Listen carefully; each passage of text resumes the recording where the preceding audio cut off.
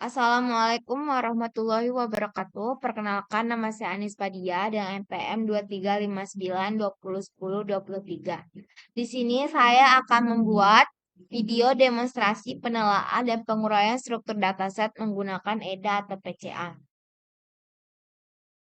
Global Air Pollution dataset ini berisi indeks kualitas udara dari berbagai kota di seluruh dunia, termasuk nilai Air Quality Index secara keseluruhan dan nilai Air Quality Index untuk polutan tertentu seperti karbon monoksida, ozon, nitrogen dioksida, PM2,5 atau partikel debu berukuran lebih dari 2,5 mikrometer. Dataset ini dipakai untuk mengukur seberapa bersih atau tercemarnya udara di berbagai kota dengan indikator umum, Air Quality Index, total, dan indikator khusus per polutan. Analisis polusi udara ASEAN menggunakan EDA. Definisi masalah dalam kasus ini, masalah yang saya eksplorasi adalah analisis eksploratif reduksi dimensi pada data kualitas udara di kawasan ASEAN. Tujuan saya adalah untuk memahami polusi udara berdasarkan variabel-variabel polutan, serta melihat keterkaitan antara variabel menggunakan EDA dan PCA. Yang kedua, data-data berasal dari Global Air Pollution Dataset yang tersedia di Kaggle. Dataset ini memiliki sekitar 10-12 atribut yang terdiri dari negara, kota, latitude, longitude, tahun, polutan utama, PM2,5, PM10, NO2, SO2, O3, dan CO. Dalam analisis ini, variabel-variabel polutan PM2,5, PM10, NO2, SO2, O3, CO digunakan sebagai fitur utama untuk EDA. Evaluasi-evaluasi dilakukan dengan dua pendekatan, EDA untuk melihat distribusi polusi, tren per negara, kota, atau tahun, serta korelasi antar polutan. Clustering dilakukan dengan K-means atau agglomerative clustering, lalu dievaluasi menggunakan Silhouette score atau Davis-Baldwin score. Lalu di awal, kita mengimpor beberapa library, Pandas dan NumPy untuk mengolah data, Matplotlib dan Seaborn untuk visualisasi. Kemudian ada library dari Scikit-learn untuk processing, evaluasi, clustering, and registrasi. Kita juga pakai GeoPy, GeoPandas, dan Volume untuk analisis spasial dan membuat peta interaktif. Terakhir ada SAP untuk menjelaskan hasil model serta warnings untuk menghilangkan pesan peringatan. Di sini kita bisa lihat 5 baris pertama dari dataset Global Air Pollution. Dataset ini berisi informasi tentang kualitas udara di berbagai dunia. Lalu ini ada fitur-fitur yang ada di kolom ini. Yang pertama ada country, nama negara, city, nama kota, air quality index value, nilai air quality index kota, air quality index kategori, kategori air quality index kota, CO, air quality index value, nilai AQI karbon monoksida kota, CO AQI kategori, kategori AQI, karbon monoksida kota ada ozon, AQI value, nilai air quality index ozon kota, ozon air quality index kategori, kategori AQI ozon kota, NO2 AQI value, nilai AQI nitrogen dioksida kota, NO2, air quality kategori, kategori air quality index nitrogen dioksida kota, ada PM2,5, air quality value, nilai air quality index PM2,5 kota, PM2,5 air quality index kategori, kategori air quality index PM2,5 kota. Kalau kita perhatikan, kota Praskovia di Rusia misalnya, memiliki air quality index sebesar 51 dengan kategori moderate.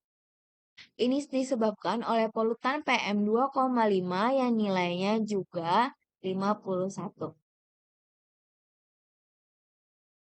Sedangkan kota Presidente Dutra di Brazil punya air quality index 41 yang masih dalam kategori good.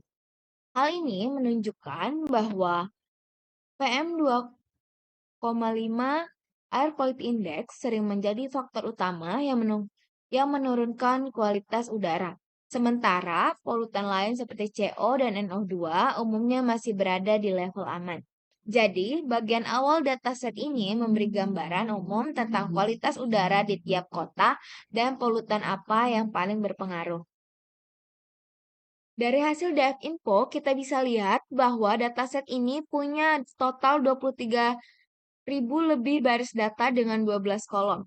Ada dua tipe data, yaitu angka untuk nilai Air Quality Index polutan dan teks untuk nama negara, kota, serta kategori kualitas udara. Hampir semua data lengkap, hanya ada sedikit nilai kosong pada kolom country dan city. Dengan struktur seperti ini, dataset sudah cukup bersih dan siap untuk dianalisis lebih lanjut menggunakan EDA dan PCA. Lalu DF-Safe. Kalau kita cek, dengan DF-Safe terlihat bahwa dataset memiliki 23.000 lebih baris data dan 12 kolom variabel. Artinya, ada 23.000 lebih catatan kualitas udara dari berbagai kota dengan 12 atribut yang mendeskripsikan masing-masing catatan. Lalu ada DF is null. Kalau kita cek missing value, terlihat bahwa hampir semua data lengkap. Hanya ada sekitar 427 data yang tidak memiliki nama negara dan satu data yang tidak punya nama kota.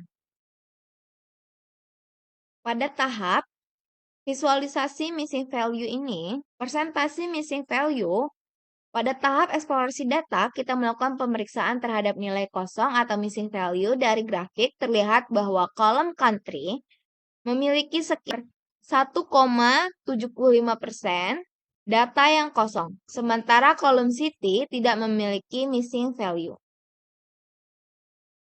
Karena jumlahnya kecil, data ini bisa kita tangani dengan metode imputasi, misalnya mengisi dengan nilai yang paling sering muncul, dataset yang relatif bersih, dengan hanya sedikit missing value pada kolom country. Ini mempermudah proses analisis lebih lanjut karena tidak diperlukan banyak data cleaning. Selanjutnya kita lihat hasil dari DF Describe, yaitu ringkasan statistik data numerik. Dataset ini punya total 23.000 lebih baris data yang konsisten tanpa nilai yang kosong. Kalau kita lihat rata-rata, Air Quality Index total adalah 72, yang termasuk kategori moderate. Polutan karbon monoksida, CO, ozon, dan nitrogen dioksida NO2 rata-rata masih rendah. Namun nilai rata-rata PM2,5 adalah 68,5 yang cukup tinggi sehingga menjadi polutan utama yang merupakan kualitas udara global. Distribusi datanya juga bervariasi. Ada kota yang kualitas udaranya sangat baik dengan air quality hanya 6. Tapi ada juga yang ekstrim sampai 500. Masuk kategori berbahaya. Dari sini kita bisa simpulkan bahwa polusi udara sangat dipengaruhi oleh PM2,5 sedangkan polutan lain relatif masih rendah. Selain data numerik, kita juga punya ringkasan data kategori atau teks dari dataset ini. Ada 175 negara yang tercatat dengan data terbanyak berasal dari Amerika Serikat, yaitu sebanyak hampir 3.000 baris. Untuk kolom kota, hampir semua nama kota unik, artinya tidak ada kota yang berulang atau sama. Kalau kita lihat lagi kategori kualitas udaranya, sebagian besar data masuk kategori good, yaitu hampir 10.000 baris. Namun ada juga yang masuk kategori moderate or healthy, bahkan hazardous meskipun jumlahnya lebih sedikit. Kalau dilihat dari polutannya spesifik, polusi CO dan NO2 hampir seluruhnya aman dengan kategori good. Sementara polusi ozon relatif aman juga meskipun ada variasi, sedangkan PM2,5 paling bervariasi karena ada banyak data yang masuk ke moderate dan unhealthy. Kesimpulannya, PM2,5 Air Quality Index kembali terbukti menjadi faktor polusi paling berpengaruh, sementara CO dan NO2 cenderung tidak signifikan. Kalau dilihat dari DF unit atau nilai uniknya, Dataset ini mencakup 175 negara dengan 23.000 lebih kota. Untuk nilai numeriknya, Air Quality Index punya total 347 variasi nilai. Sedangkan polutan seperti CO2 punya 34 variasi. Ozon punya 213 variasi. NO2 punya 59 variasi. Dan PM2,5 memiliki 383 variasi. Kalau dilihat dari nilai kategorinya, air Quality Index total dan PM2,5 punya 6 kategori lengkap. Ozon ada 5 kategori, CO hanya 3, dan NO paling sedikit hanya 2, itu good dan moderate. Kesimpulannya, PM2,5 kembali terlihat sebagai polutan paling bervariasi dan berpengaruh, sedangkan NO2 dan CO cenderung stabil dalam kategori good. Setelah dataset difilter untuk wilayah ASEAN, kita bisa lihat kondisi kualitas udara di kota-kota Asia Tenggara. Sebagian besar kota seperti Pontianak atau di Folok di Filipina kategori good dengan air quality index di bawah 50. Namun ada juga beberapa kota seperti Guiset di Philippines dan Marang di Malaysia memiliki nilai di atas 50. Masuk ke dalam kategori moderate, dipengaruhi oleh polusi PM 2,5. Hal ini konsisten dengan analisis global bahwa PM 2,5 adalah polutan yang paling dominan mempengaruhi kualitas udara. Distribusi data negara ASEAN dalam dataset ini sangat bervariasi. Indonesia menyumbang paling banyak data, sedangkan Singapura hanya 1 data saja. Yang dimana hal ini menunjukkan adanya ketidakseimbangan yang perlu diperhatikan sebelum melakukan analisis lebih lanjut.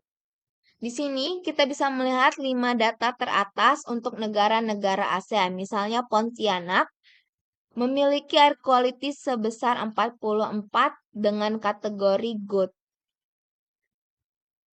Artinya kualitas udara masih sehat. Sementara itu ada kota seperti Guset di Filipina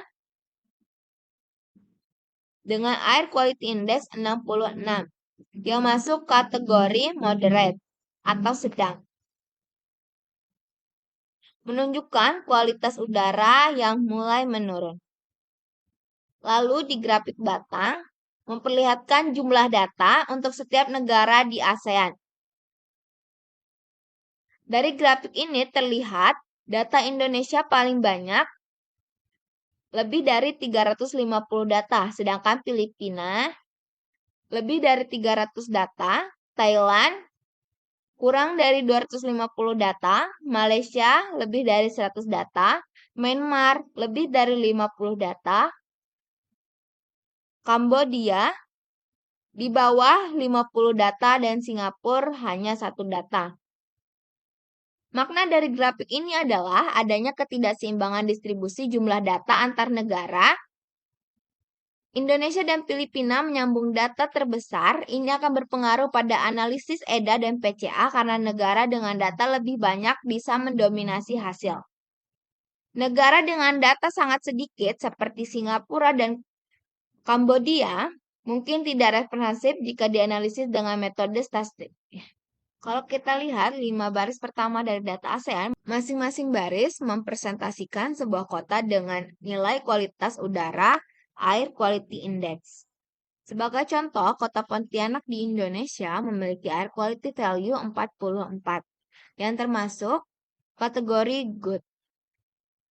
Begitu juga dengan kota di Polok dari negara Philippines, Air Quality Index value-nya ada di angka 30, yang dimana masuk ke dalam kategori good.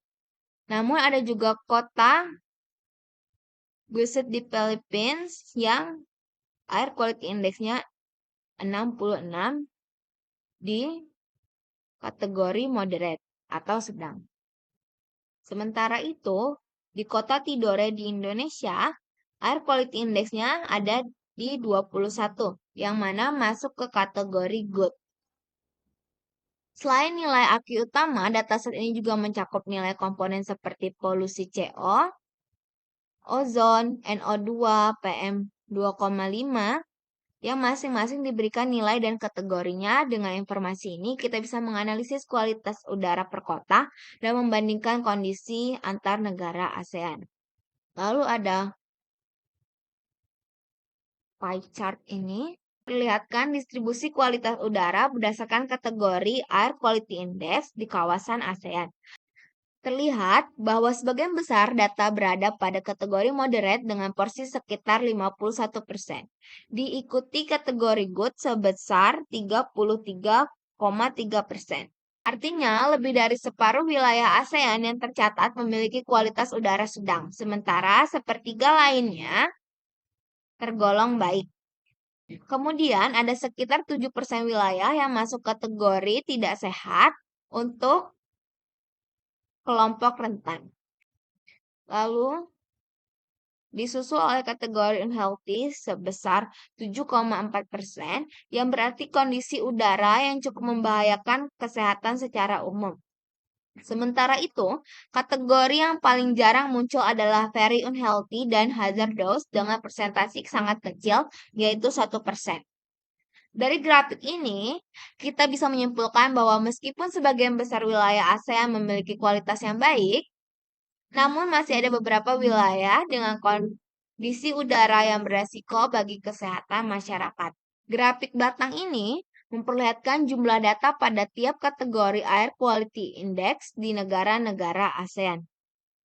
Terlihat jelas bahwa kategori moderate mendominasi dengan jumlah data terbanyak, hampir menyentuh 600.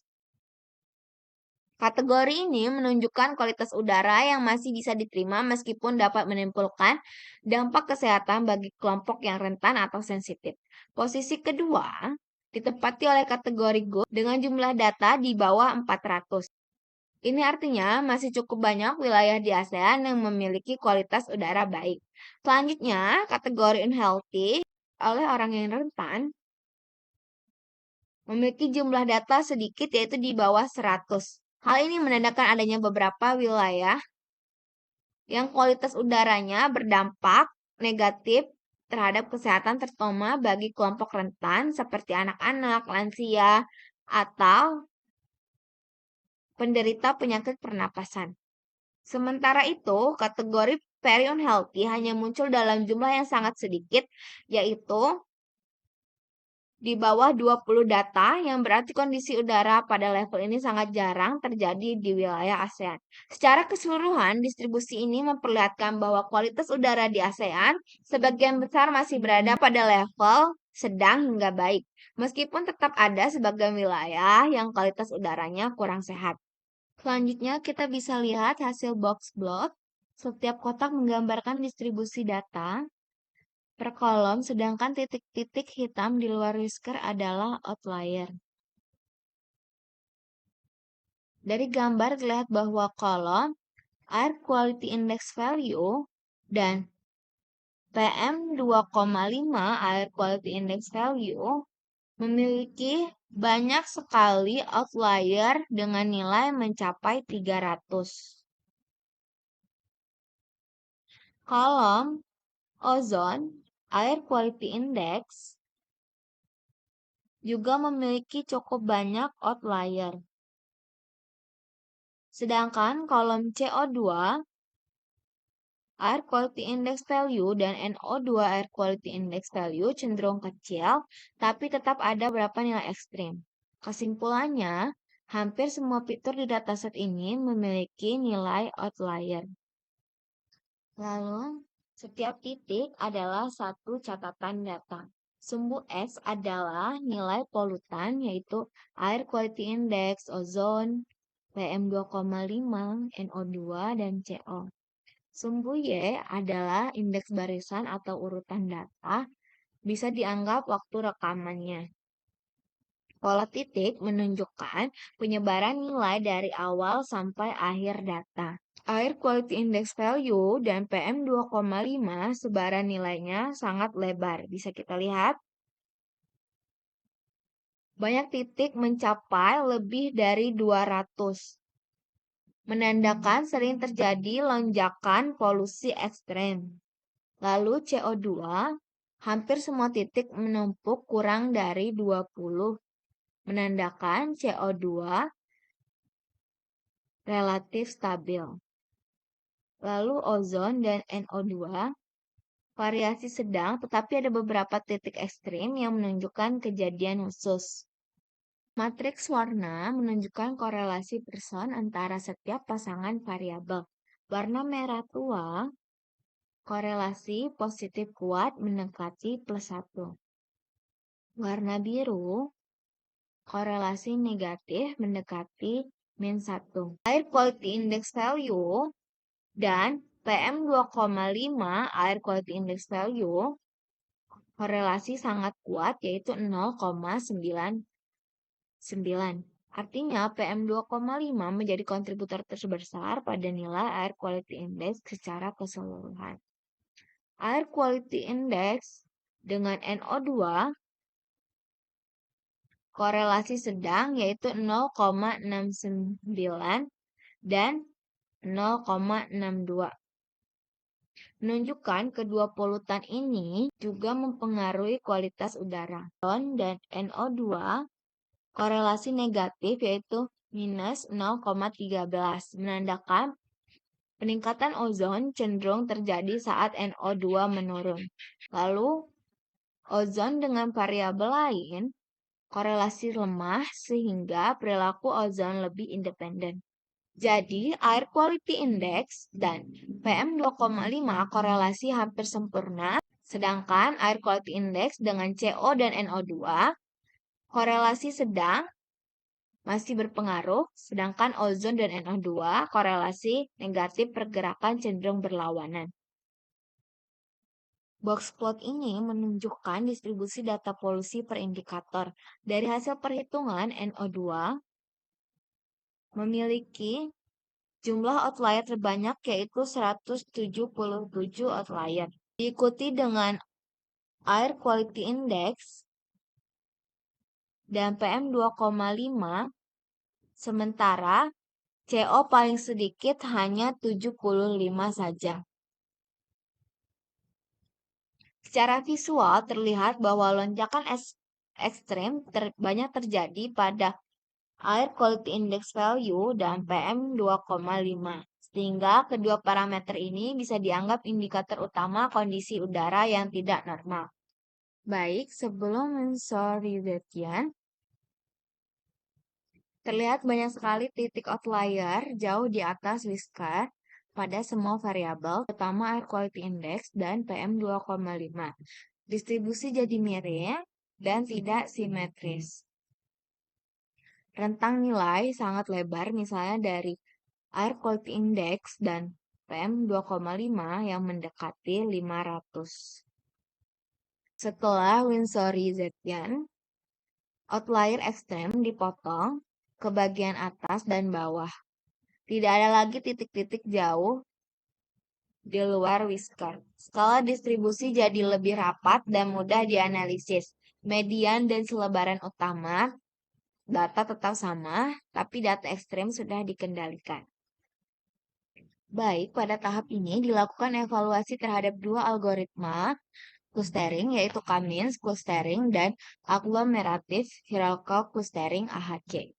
Evaluasi ini dilakukan dengan menggunakan dua metrik utama, yaitu Davis-Baldwin Index (DDI) dan Silhouette Score. Davis-Baldwin Index, metrik ini digunakan untuk mengukur seberapa baik pemisah antar kluster. Nilai yang lebih rendah menunjukkan kualitas kluster yang lebih baik karena jarak antar kluster lebih besar dan data di dalam kluster lebih kompak.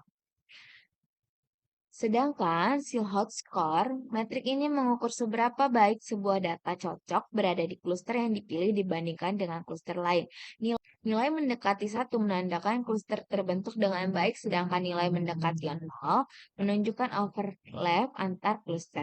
Means clustering Davis-Baldwin Index 0,83483, Phil-Hot Score 0,49687, Agglomerative Viral Focus Clustering AHC, Davis-Baldwin Index 0,938, Phil-Hot Score 0,45297. Interpretasi berdasarkan nilai DBI Kamis 083483 lebih rendah dibandingkan HAC 0938854 sehingga Kamis memiliki pemisah klaster yang lebih baik. Dari sisi Silhouette Score, Kamis 0,49687 juga lebih tinggi daripada AHC 0,45291 yang berarti struktur cluster juga dibentuk lebih keras. Kesimpulan, secara keseluruhan hasil evaluasi menunjukkan bahwa Kamis clustering memiliki performa yang lebih baik dibandingkan algoritmatik hierarchical clustering pada dataset ini. Oleh karena itu, Kamis dapat dipilih sebagai model final untuk analisis cluster lebih lanjut. Baik, sekian dari saya akhiri. Wassalamualaikum warahmatullahi wabarakatuh.